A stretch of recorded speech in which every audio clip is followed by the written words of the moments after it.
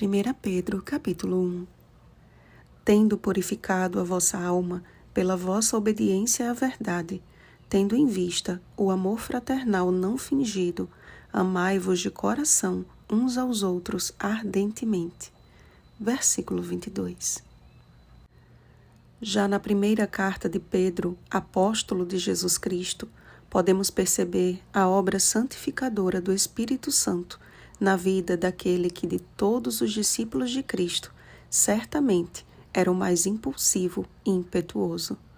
Ao enfatizar a eleição de Deus, Pedro lançou por terra o conceito judaico que por tanto tempo ele mesmo havia defendido de conquistar a salvação por obras.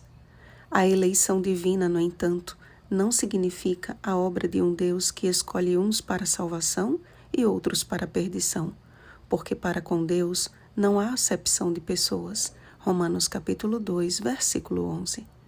Consiste, porém, na resposta humana ao chamado de Deus. A presciência de Deus Pai, isto é, o fato de Deus conhecer todas as coisas do princípio ao fim, não interfere em nada no livre-arbítrio que Ele mesmo nos deu. Não podemos, por exemplo, ir às urnas votar em pessoas que não se candidataram à eleição, mas somente nos candidatos que cumpriram todos os requisitos legais para a candidatura. Percebem? Da mesma forma, o Senhor não elege aqueles que voluntariamente rejeitam a santificação do Espírito. A eleição divina e obra de santificação, mediante o lavar regenerador e renovador do Espírito Santo, Tito capítulo 3, versículo 5, ao contrário do que a maioria acredita, não é uma aquisição única e uma exposição de palavras sem sentido e gestos enlouquecidos, e sim para a obediência e a aspersão do sangue de Jesus Cristo.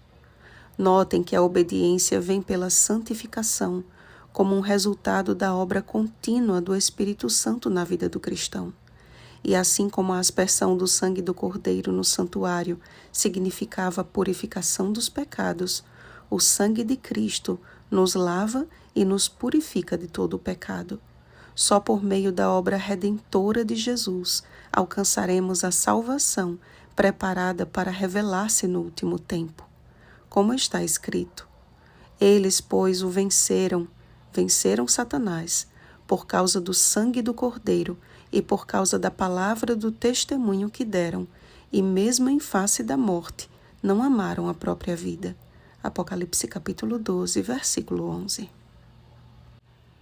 Aquele que experimentou o terrível preço de negar 3 vezes o seu Salvador, aprendeu que mesmo contristados por várias provações, os eleitos de Deus devem perseverar na certeza de que aquele que sonda os corações, segundo a sua muita misericórdia, nos estenderá o mesmo olhar de amor que fez estremecer a Pedro naquele dia fatídico. Lucas capítulo 22, versículo 61. Porque é na provação que a nossa fé é fortalecida e confirmado o seu valor, tornando-se mais preciosa do que o ouro perecível, mesmo apurado por fogo, para que redunde em louvor, glória e honra na revelação de Jesus Cristo. Porque este é o resultado da nossa fé, a salvação da nossa alma. Todos os esforços estão sendo feitos na terra pelo Espírito Santo enviado do céu, e todo o céu tem trabalhado para que a nossa fé e esperança estejam em Deus e nele permaneçam. Como filhos da obediência, somos chamados para sermos santos, segundo é santo aquele que nos chamou. Este processo de santificação, que resulta em obediência, é obra de toda uma vida, amados. E ela não acontece simplesmente pela estrita observância da lei, mas pela experiência pessoal de quem é guiado pelo Espírito Santo a praticar a essência da lei, o amor.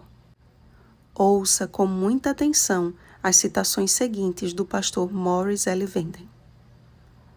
Atualmente, há pessoas que ficaram tão frustradas com a melhor obediência que puderam prestar em sua própria força, que decidiram abandonar totalmente sua crença na vitória. Sim, Os discípulos pecaram, falharam e caíram repetidamente, mas há algo além disso. Através do contínuo relacionamento com Cristo, foram transformados à sua imagem e se tornaram mais do que vencedores por aquele que nos amou. Somente o cristão fiel poderá compreender e experimentar o que é realmente a obediência.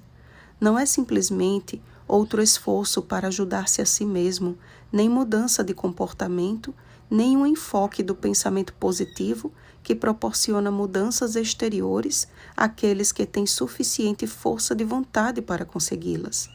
A obediência pela fé provém unicamente do coração e só é alcançada por aqueles que mantêm comunhão diária com Jesus Cristo. Como conhecer a Deus, páginas 118, 119 e 125. Portemo-nos, pois, com temor durante o tempo da nossa peregrinação, sabendo que não foi mediante coisas corruptíveis que fomos resgatados de nossos pecados, mas pelo precioso sangue, como de cordeiro sem defeito e sem mácula, o sangue de Cristo. Prossigamos em sermos regenerados e reavivados pela palavra de Deus, a qual vive e é permanente, pois seca-se a erva e cai a sua flor. A palavra do Senhor, porém, permanece eternamente.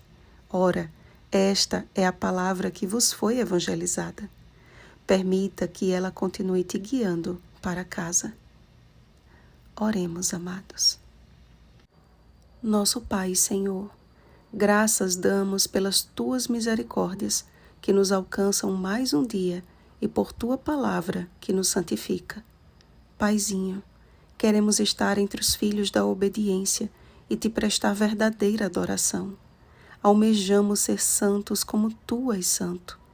Este é um milagre que só o Teu Espírito pode realizar. Batiza-nos com o Espírito Santo, de modo que a nossa vida revele que somos Tuas testemunhas. Em nome de Jesus. Amém. Vigiemos e oremos. Bom dia, filhos da obediência. Oremos pelo batismo do Espírito Santo. Oremos uns pelos outros. Rosana Garcia Barros.